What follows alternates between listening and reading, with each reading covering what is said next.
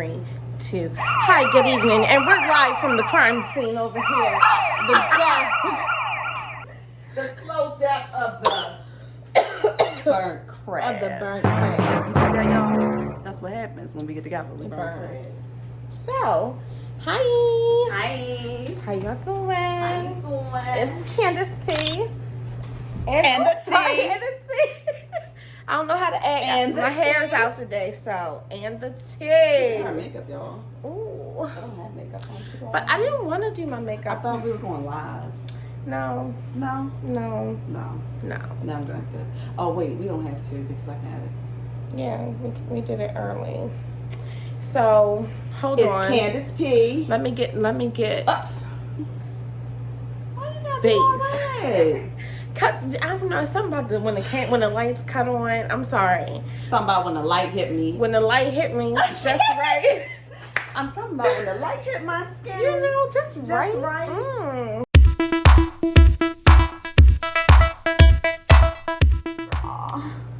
Girl.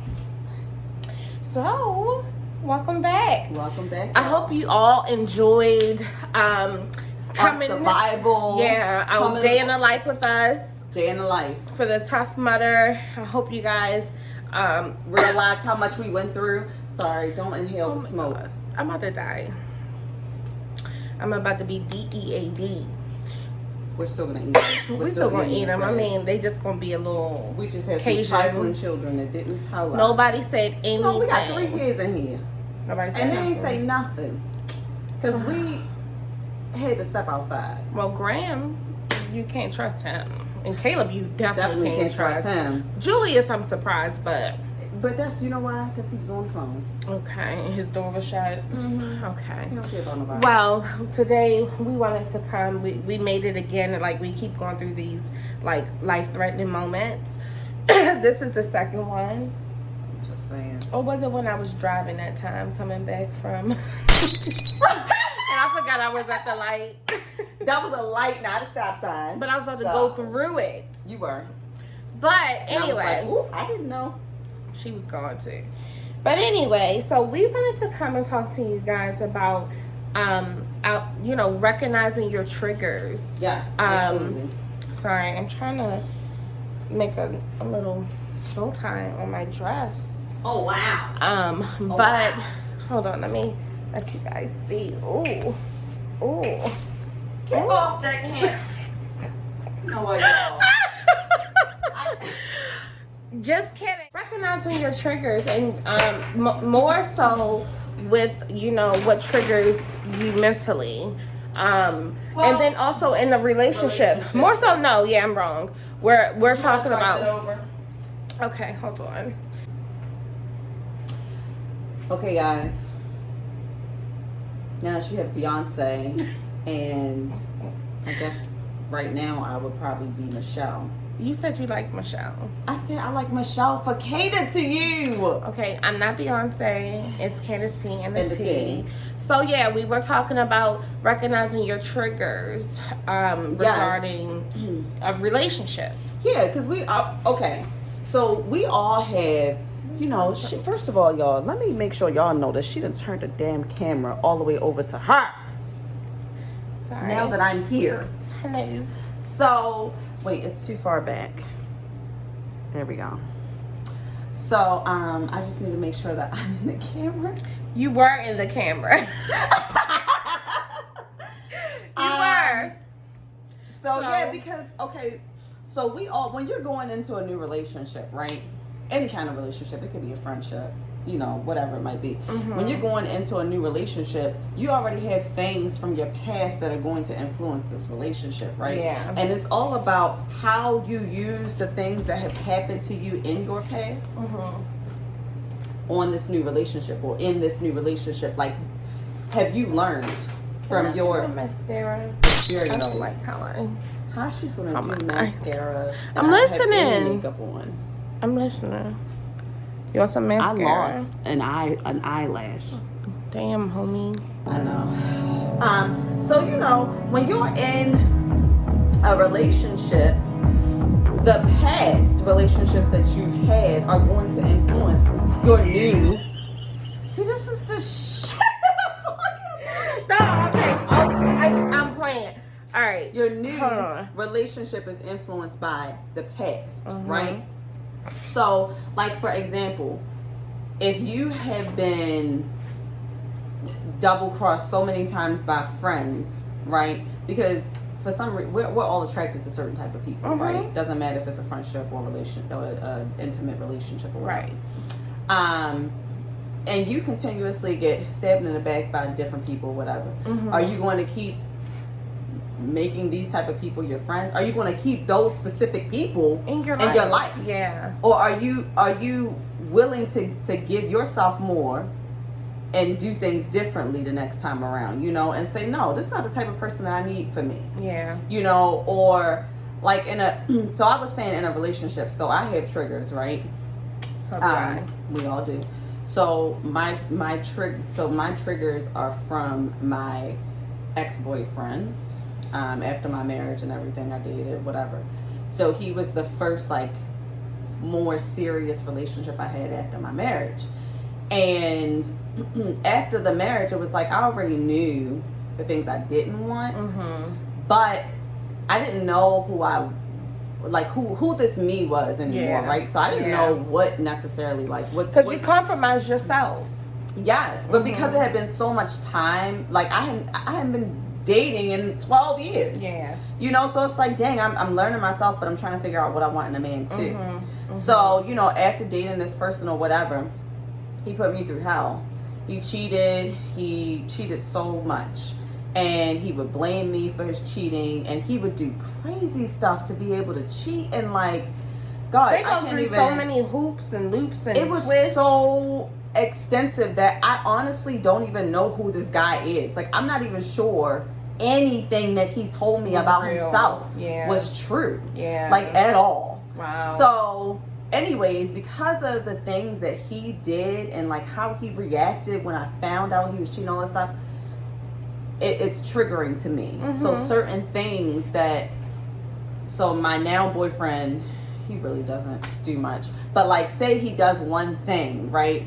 And the only thing I have to base that thing off of is the last relationship I was in. And like, okay, well, when this guy did this, that meant he was cheating. Right. So if my new guy does that, that means he's cheating too. Right. But that's not true. That's not necessarily true. You just jump to that. Because, and you know, and because I'm triggered by something, it's like I go into panic. And I can't think, and I can't sleep, and I can't eat, and it's like I have to address the situation right now. But here's the difference, though. So which is something that I've realized recently, and I have to totally give myself so much credit for this. When I react so differently that it's like, wow, I'm really learning from my past. Like I've truly learned how not to react. Because girl. My reaction is also, he's going to look at my reaction and he's going to react too, right? Still choking. Don't care. Choke off the smoke. Oh my God. Another t-shirt. Sorry, my bad. Choke off the smoke. Go ahead. So, you know, so just because this dude did it doesn't mean this dude is doing the same thing. Yeah. It just may be an unfortunate, weird situation that happened and occurred, whatever. But anyways, I was saying, like, I really have to give myself credit because I really did learn from how my reactions were from the cheater. Yeah. You know, and I was like, no, because how I reacted made me feel like shit. Like I felt so bad and I was hurting so badly and it was like it totally crushed me and it did so much to me. And with my boyfriend now, and with my boyfriend now, he's so like, so we don't argue. And it's so crazy, and yeah, people can say that, but we've been together for 3 years and we don't argue. We have conversations. Now they may be very deep. I can't wait to get to that point, but go ahead. Now they may be some deep conversations and we're not always going to agree. Right. We walk away and not agreeing, but we've had the conversation, right? Right. So he's not confrontational, he's not reactive. He's very like, okay, well, how do you want to talk about this? Okay, well, what do you want to do about it? Well, how do you feel? Mm-hmm. You know, he wants to talk it out. And me, I'm a reactive person. So I had to learn. I had to learn from him. I had to take my cues from him. Mm-hmm. And I was like, okay, wait. Oh, you read The Room. I read The Room. Because people don't read The Room. No, I read The Room. Okay. All right. Good. Okay. I completed that assignment. Okay. So, you know, I had to really learn from him. And the way he was reacting was like, okay, wait a minute. Let me just ask him a question. Yeah. Let me just ask him a question. Mm-hmm. But see, that's where you have that awareness. I think a lot of times we get re-traumatized from our triggers. Like for me, my and I hate it, but my trigger is like kind of like daddy issues. Like, you know, my father wasn't as involved as I would have liked him to be in my life. You know, child and adult. You know, and it's just a weird, like, that's a whole nother book to write. But yeah, but that's true. That's how things, I mean, there's a lot of people out there. Yeah, but you know, it's like in my marriage, like when I feel as though Brandon doesn't show up for me in the way that I need him to, specifically like when it comes to when I'm being vulnerable. Now sometimes he's on the mark and then sometimes he completely misses it. But it triggers me, and this is what I'm working on myself of trying not to allow it to take me to the point where I feel like he doesn't care about me. Right. And that's what I think. That's why I automatically like, oh, well, he must not care about me. And I think so much of us get, you know, we replay that so much in our head and in our life. Like even with our children, you replay that. But I am on a mission to not screw up my child's life because of whatever internal issues or whatever I've gone through. And I completely accept it as my responsibility to handle. And knowing that I made a conscious decision in every single thing. Whether if I was the victim or not, or like what's the opposite of a victim? Well, no. Wait, why are we blanking? Because we stepped outside. I mean, but anyway. But you know, I think we just aggressor. Yeah. So you know, you gotta take control of it and like recognize the triggers. And then I thought to myself, he may not even know my triggers. Like although I've told him, sometimes you have to have certain conversations with a different tone and really set the intention on having that person say, yes, I do understand. Right. And yes, I will take care of it. If that person isn't naturally like that, and so many people are not naturally like that. So, you know, I had to really recognize that. And I felt like with me recognizing it, I gained so much more power in it because I'm going to try not to fall into it. And I've been consciously doing it, you know, because I'm like, that's unfair. Like to do this to a man who showed me nothing but I'm here for you. You know, I'm not coming perfect, but I'm making that effort to do those things and correct my wrongs. You know, so and you know, and it takes a big person to admit that. Admit these things. You know what I mean? And let me backtrack when you were saying having conversations. You know, we do. Oh, you made my nose itch. I know my nose is like itching. We do need to have these conversations with our spouse. You know, we need to have these open lines of communication because it's only going to build your trust. Right? And when security. you have these conversations. Me and my boyfriend, Stephon is probably sick of me because we talk about everything. But so do me and Brandon. But here's the thing, like I think the difference from our start, with many of you may not know, we did long distance for the vast majority of our relationship. We've been together 12 years, married 9. Like we've had a decade plus together, and most of that was long distance. So I call it the fairy tale. When I don't want to talk to you, I don't have to answer. I can come in my own space and come and go as I please, and you know, even if I'm not doing nothing, like. If I didn't want to wash the dishes in the sink, I won't be asked about it. You know what I mean? And you don't have to face conflict. You don't have to deal with any of that. And conflict is fairly resolved easily unless it's like something major. But, you know, it's just like this person showed me that they are there. This person made that commitment to me and meets and makes that commitment every day to me. And I see that. So, you know, shout out to you. Oh, shout out to B Horace. Oh, okay, well, we were on record that whole time, that's okay. So anyway, sorry y'all, we got cut off for a second because I forgot what I was talking about. apparently I didn't forget, our storage was out, so we had to delete some stuff. But anyways, we were giving a shout out to B Horace. Were we? Yes, we were saying thank you for all your efforts, man.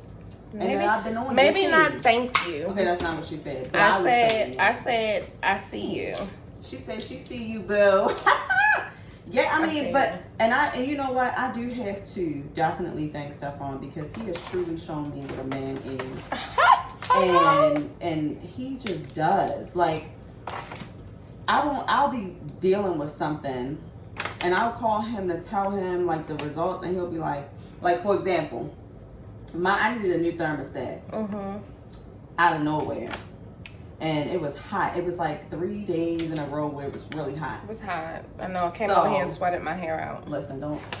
Anyway, so I called him all upset and I was like, yeah, now I have to get a new thermostat. I gotta get somebody to put it in. And he was like, Dag, babe. Well, look at this real quick. So he flips the screen. What does he have in his car? A new thermostat. Like, he just does, you know, for me. But he definitely has shown me that we can have a great relationship and we don't have to argue. Yeah. We don't have to argue. We can have a conversation. But arguments are so draining and they are. But and it's not even about, you don't have to argue to have a conversation. Yeah. All it is about sitting down and talking. Like, yeah, I understand we all have emotions, and trust and believe me, I'm emotional and I think about everything. I have all the possibilities in my head. I'm a thinker. So, you know, I get it. But I've realized how much better my relationship is because we're both able to just come to each other and just have a conversation. I literally say, can I just talk to you about something? Because it's been bothering me. And bam, and that's it. And that's the conversation. Does he ever go?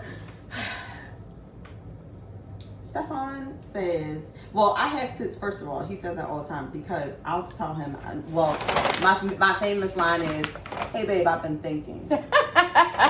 And he'd be like, just go ahead. Tell me what you're thinking. Because I think about everything. So I have to say to him, babe, I need to have a serious conversation. Hold on, you want to know what mine is? What? I'd be like, can I ask you a question? And I'd be like, never mind. Never mind. Don't worry about it. Can I ask you a question? I'm going to do that. And Brandon be like, oh, Lord. No, mine always is, babe, I've been thinking. He'd be like, you always thinking. What now what? And if it's through a text message, it's you busy? Uh-oh. Uh-oh. Uh-oh. Question mark. Sit down. And he's normally like, yeah, why, or no, why. No, why. Mm-hmm. And then he'll call me, and then he'll be like, what's going on? And I'm like, can I ask you a question? And he'll be like, I mean, I don't really have the time right now. Like, he tried to like get out of it, but then he like, no, you know, but he'll be like, no, what's going on? But I rarely have to have those conversations with him. Yeah. And Stefan, he's one of those people that's like, we're going to talk about this today, since you brought it up today, but we're not talking about it tomorrow because now it's in the past. Okay. To him, so I really have to. Before I come to him, I always try to get my thoughts together because I'm like, I got to get it all out because we need to talk about all of this right now. Yeah. Type of thing. And it's not a bad thing because then it's like I know that he's not harboring anything. Yeah. You know, and I'm not because we talked it all out. We done talked it all to dead, and that's it. But it's definitely important to have some deep conversations with your spouse. And like I said, we've only been together for 3 years, but we have some very deep conversations. And I'm just putting this out there. the last deep conversation that I had with my boo, we had a very deep, intimate connection after that. Deep. Intimate connection. Okay. So, you know, sometimes these conversations can be it can attractive. pay off. Yeah. You know, because it's like, dang, I got that out there. Oh my gosh, he's not thinking what I thought he was thinking. Oh, thank the Lord. We both on the same page, whatever. And it's like you let this weight go for a second, and it's like, dang, now I just want to enjoy you. I want to enjoy time with you. Okay. You know, I'm just saying. So y'all need to take notes from me. See, me and Brandon, I think a lot of what saves us is because we always found it very important to communicate, whether if we like each other or not. Like we try to give each other the courtesy of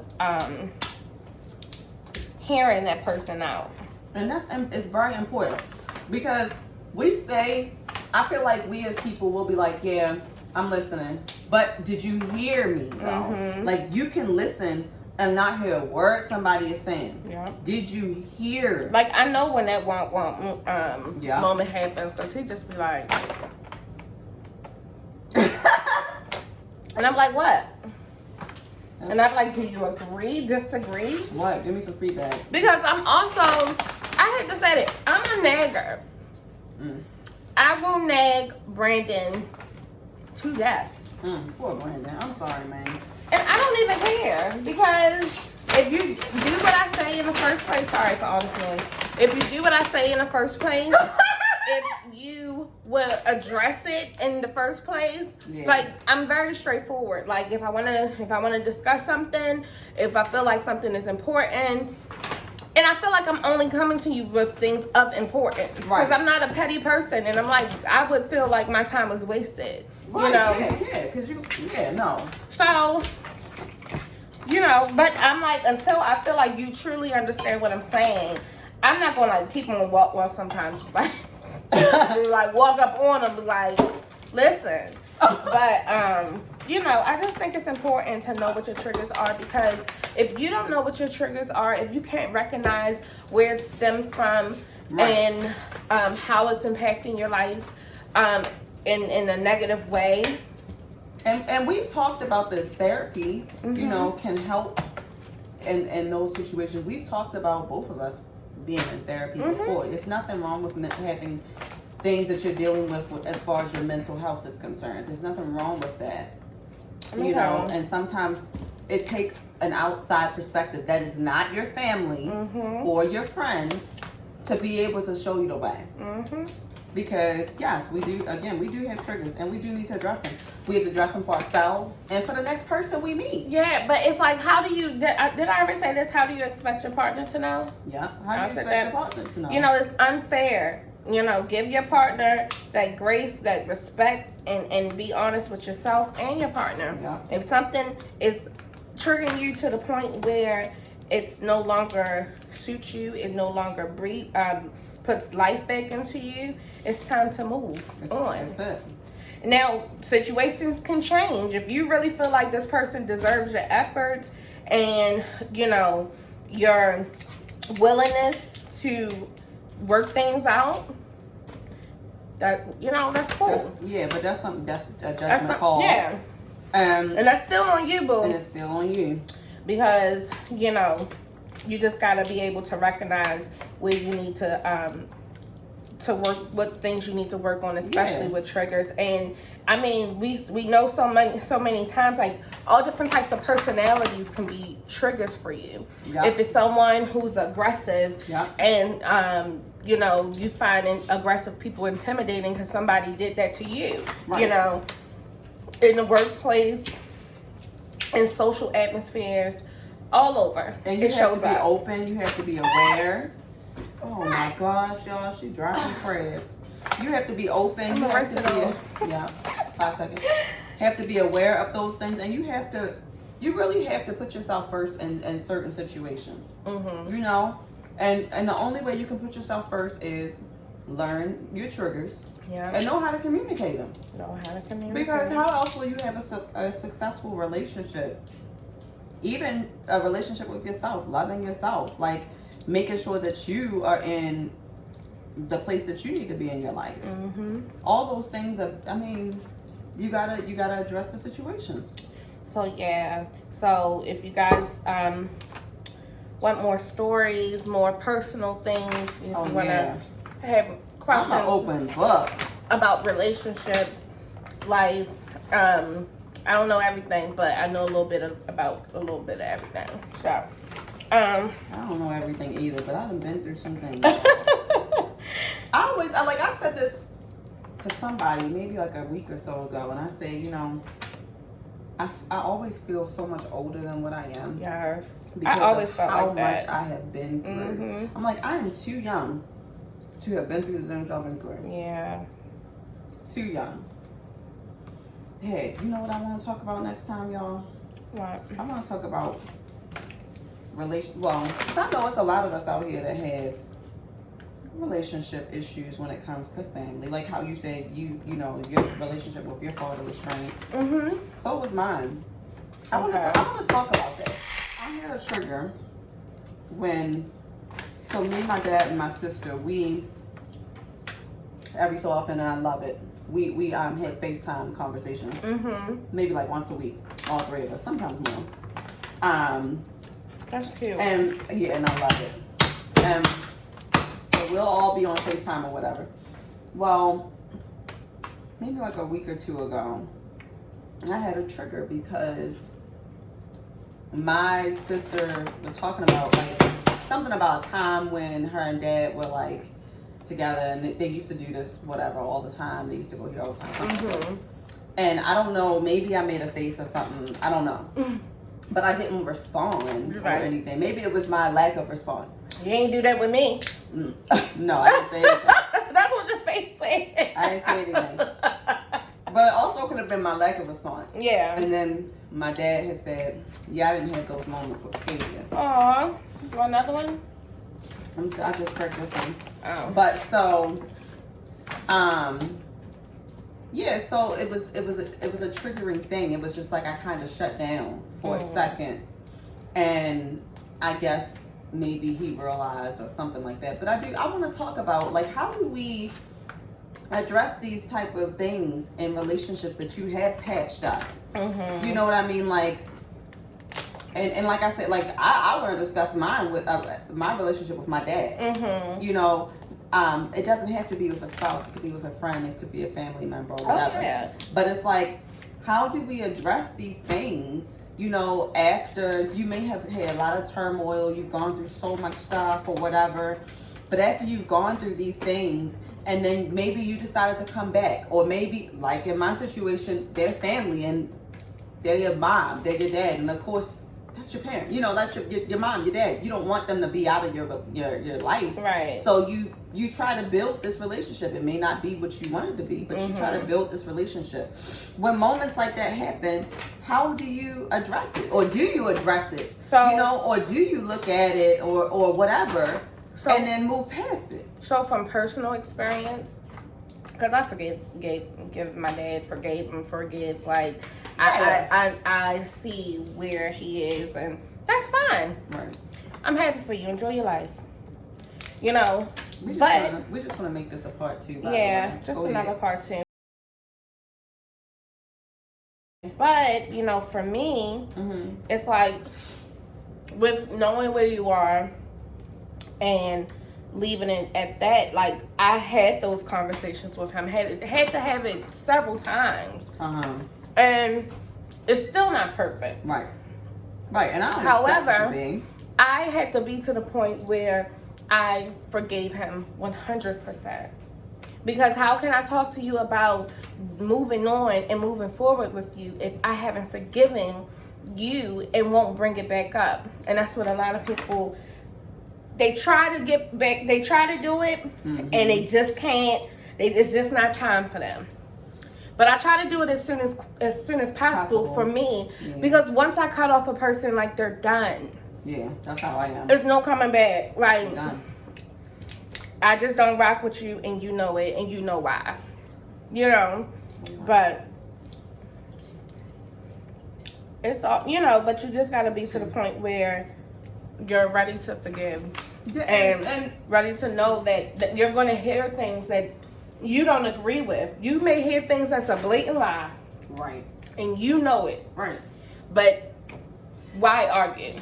And that's the thing. It's like I forgive. I totally have forgiven my dad. Right. Mm-hmm. That's not even a problem. Because me and my dad, we have a great relationship, man. Our relationship is so freaking y'all good. are cute. Mm-hmm. You know, it's so good. Can you make one for Graham? Yeah, I'm gonna make a couple of them. Okay. And I'm like, you know, so it's not like I haven't forgiven him. For me, releasing stuff sometimes has to mean me writing it down. Mm-hmm. I have written it all down. I wrote it down. I mailed it to him. You know, and he got it. I know he got it because he was upset at the time. Okay. So but did y'all ever talk about it? Now, he asked me, why did I send? Well, actually, in his head, he was mad. Okay. He was mad that I sent him that letter. Okay. And then he asked me, well, why did I send him that letter? Now, my thing was, because you need to know. Mm-hmm. It's not about hurting anyone's feelings or anything like that. It's just because this is how I felt or this is how I feel. And you needed to know. Yeah. And that's another thing. It's like, then you have to deal with that person's feelings. But it's like, if you feel like you've been done wrong or something, you know, and you're struggling with something, like my dad's a great guy. He really is. He's such a sweet person. He would do anything for anybody, and he tries to do everything for his two daughters. Let me tell you what, okay? He's a great dad. But he wasn't there when sorry. I'm like spitting on camera. Excuse her. Cover my face up. Like, he wasn't there for me when I was younger because he dealt with whatever he dealt with, and he was incarcerated. That was his past life. So I really didn't have my dad in my life until I was like 10, and at that time my stepdad was already around. Yeah. You know, and whatever, but I still felt kind of slighted because so my dad wound up getting married. He moved from Maryland and he moved out there. And she had a child already. So I had a stepbrother. And I felt slighted because it was like, dang, like I've had my dad and I'm 10. Now I gotta share him. And now I have to share him. But not only do I have to share him, I'm a visitor in his life because I can only see him during the summertime. You know, so like I'm now a visitor in my dad's life. You know, and I can completely understand that. Yeah. And I went through that, so yeah. And it's like, Dad, well now I still don't have my dad. Right. And then when I was 13, my sister was born, so it was like, Dad, now I really don't have my dad. Like, yeah. I have a stepbrother, I have a sister, I'm the oldest. So it's like, oh, the oldest is good, you know, she good, she don't need nothing. I struggled so much with that. Aww. With those feelings. And it was so hard for me. Especially as a kid. Yeah, and like I always wanted my dad. And my mother gave me everything. And my stepdad was there for everything. But I always wanted my dad. Yeah. You know, and it was like, and he wasn't there. Yeah. And he couldn't be there. Aww. And you want a hug? No. Okay. No. So, I mean, and it took such a deep toll on me. Yeah. And so when I moved out there when I was in college, I was like so like glad to be with him because it's like, Dad, I finally get the opportunity to be with my dad. Right, you know, like we're about to build this bond, this friendship, you know, whatever. And he was struggling with some other things, you know, and he was going through some other things. And guess what? I was not a priority. Girl. But imagine feeling that like twice. Because you know my situation. Yeah, and that's what I'm saying. But I'm like, yeah, like. No, but this has been recurring. Yeah. You know, like, so I wasn't a priority when I moved out there, really. Right. I had my sister, had my stepbrother. My dad was going through a divorce, whatever, or something, other stuff. And I wound up living with my aunt. Mm-hmm. You know, so I didn't even have the relationship I thought I was going to have with my dad. Mm-hmm. So that's twice. Mm-hmm. You know, and then when I got with my husband and whatever, and I had my son, that's when I had sent my dad the letter or whatever, and he was like upset, and he, whatever emotions he may have been going through, but then it was like, how can you be upset? So he was upset with me and didn't want to talk to me. Yeah. And it was like, okay, I'm just kind of getting you back, and you don't want to talk to me because of this letter. How can you be upset? I'm the one that lost something. Yeah. I lost it, and I was a child. Yeah. You know, and then again, like I said, it's like recurring. And then recently, I went through something with my dad because of his wife. You know what I mean? And I felt it again.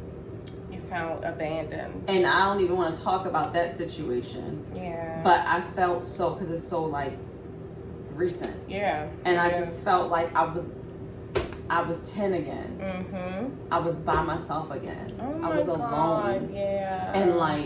And when I tell you it hurt worse, yeah. you know, then I'm like trying not to cry. Don't cry. I'm trying not to. It hurt so much worse Yeah. this last time than it ever did those other times. It just hurt. When I tell you, because it it's was like you know better. You get on yourself because you're like, I knew better. What was I thinking? You know, and it's like, and when I tell y'all, I love my dad. You do. I love my dad. Like, I love him so deeply. And I will do anything for my dad. My dad called me. He got an issue. Trust and believe. I'm going to get it done. Yeah. I'm going to get it done right there. I'm going to call. She'd be like, she'd be like, wait a minute. I'll call you back. My dad was wrong. Clip. You can't even say okay. I ain't got with my mother to talk to my dad. I'll be like, Mom. You can't even say, oh, okay. No, I'm gone. My mom will call, and I'll be like, Mom, what did you need? Because I'm on the phone with Dad. I really can't talk right now. Right. You know, like, I truly, deeply love my dad. And in this last situation, it was just like, I felt like the wound that had been cut open and sewed back again. Not really. You can. Okay. No, this one is burnt, so I'll eat that one. You know, it was cut open and sewed back again. Not only was it just cut open again, but it was like gashed and dragged open and pried with nails. Like, it just hurt so freaking deep. Yeah. You know, and it's like, and how do I address that situation if someone feels like I'm in the wrong? You know, and it's like, but I'm just trying to show up for you. Yeah. I'm trying to be everything that I've been. That's where you have to meet them where they are. Yeah, but it was just like that's hard to do. It was so hard because I was literally left. Yeah. Alone. Yep. You know, and you know that because I don't want to go through like a whole story as well, like because Tavia's story really sums some of it up for me too. But that's the part that sucks. You know, like you're left to deal with the pain or you know the rejection, the anxiety, the nervousness, like being scared as a result for what someone else did to you. You know, and like, yes, as forgiving as you can be, like, but this is a human being that you didn't choose to be in their life. You know? So it's tough. Yeah. It's very tough. It's very tough. And, you know, that's like, I've had to do that with many occasions. And, I have this thing that I tell myself, like, I'm fine with being alone. And I know I need to unpack that, but like when I tell you, like, if like I was the last person on this earth, I would be fine. Only thing that makes me not be like that wholeheartedly is because I have a son. That's the only thing, you know. So trust me, I get that feeling. 'Cause I had to learn how to be okay with being alone. Yeah. After being with someone for so many years, Mm-hmm. and then divorcing, and being in a big house Mm-hmm. by yourself with some kids or whatever, I really had to embrace the fact and start loving myself. But that's scary. It's is. scary. Very much so. But yeah, so it's like, so when you get into those situations and stuff, it's like, how do you address it? You know what I mean? Or how do you tell this person, like, a year later, this is how you made me feel? You just know, gotta like, go you into really- it. But this is how, like, I used to, like, people, I always say, one thing about me, like, people who I really love, they get 1,000,005 chances with me. Yeah. Like, if you're my family, like, I love you, like, and I'm gonna, you know, do everything I can for you and, like, ride it till the wheels fall off. Yeah. And I have very few friends, I feel like that, who are lifetime friends, you know what I'm saying? I So agree.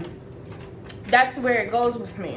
Yeah. But for a long time, like, it takes a long time for me, as direct as I am, as honest as I am, it's like, oh, I'm gonna protect my bubble at all costs. With people I hold near and dear, Yeah. I give them opportunities. They just beating up this little bubble. They got boom, boom, boom, boom, boom, and I'm like, Opportunity after opportunity. so when I get to that point, it's like, okay, I've had enough. And, you know, it's harder for me to maintain those boundaries with the people who I hold in that regard. Right. So, you know, but once it comes out, it comes out. But, you know, I always try to think of the most productive way is when you see it happening, nip it in the bud. Right.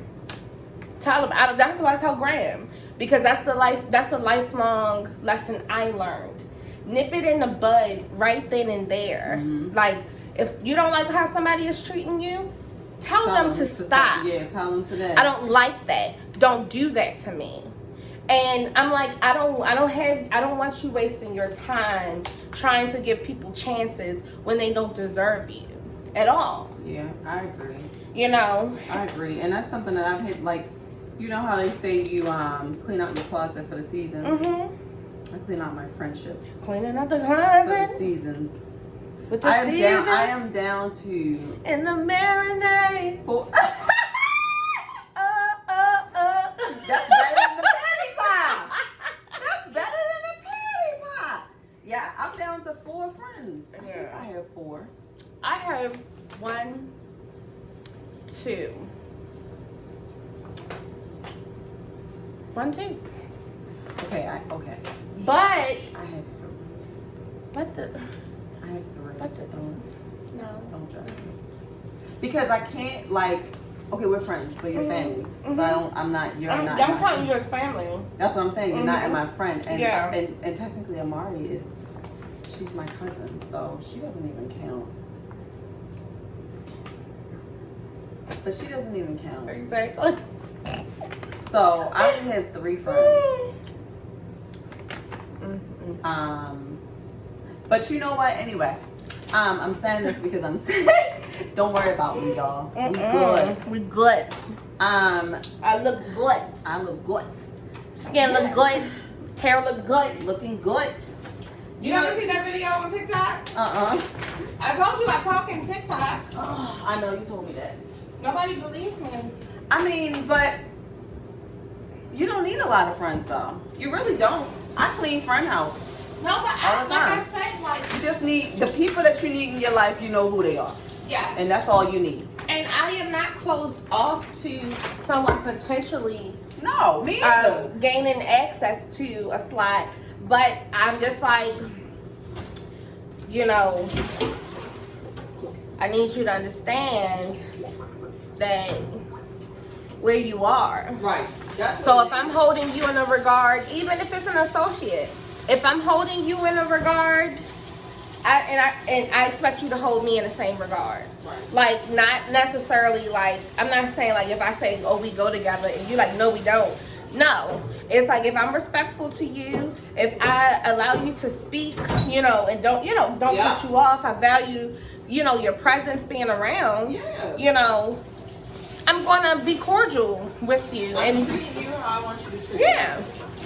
But people have a problem with being uncomfortable with how comfortable you are in your skin. And people really have a problem, like they feel like they have to go out their way to say something smart or to like side eye you. But honestly, like I don't know what's going on in the universe, but I've been meeting like the most amazing people. Okay. Like every what is it?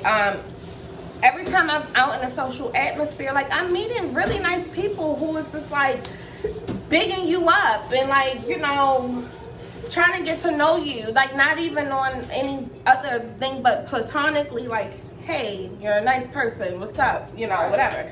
So I've been meeting those type of people, like people that is like talking to me about opportunity. And you know, we just had the other day how we had like this epiphany of a great adventure, and we can't you tell know, y'all about it yet. You'll see it coming soon. But you know, like we're farming our land, right? Nice. For our harvest. For our harvest. And as I'm meeting different networking opportunities, I'm like, okay, I see how I can get into a meeting with you. Can I get in a meeting with you at 3:30 so we can discuss? It. You know, are you available? Are you available? Because I'm available. Okay. And that's what I'm saying. Okay. Be available. Right. Be available For opportunities. Because they don't come knocking a lot. No, they don't come knocking a lot. But you know, every some people got it fortunate. Yeah. Like I tell Brandon all the time because he like, oh well, I need to start making new friends and stuff. And I'm like, yeah, you do, because you get opportunities. You get invited to these cool events. Like you are asked to do something like in an honorable way. Right. Why aren't you doing these things? And when you turn it down, yeah, they're not going to ask again. You. Like they're like, oh, this person wasn't interested. Maybe maybe they're doing something bigger and greater. You know. So no, that's true. They don't come knocking, all the time. So you definitely have to take these opportunities. Yeah, and sometimes you gotta go knock on the door, like, hey. Oh yeah, because trust me, they're not waiting for you. No, they're not. They're not waiting for you. So that's it. That's all I got. It's getting late. I'm about to leave. Oh my god. But I tore up these crabs. She needs to live closer, guys. If somebody want to cash at me a down payment for a home, I need $50,000. No, not 50. 30. 30 is fine. Well, if y'all just send the money, that'd be great. We could truly use a couple extra dollars to make sure our set for our show looks a little better. I told them they could buy me a down payment for my home. Y'all got it. Don't even act like that. Y'all got it. Y'all got it. All right. So we'll see you guys the next time. Yes, like, share, comment, subscribe. Again, it's Candace P and the T. And the T. And we'll see y'all next time. Peace. Bye. Bye.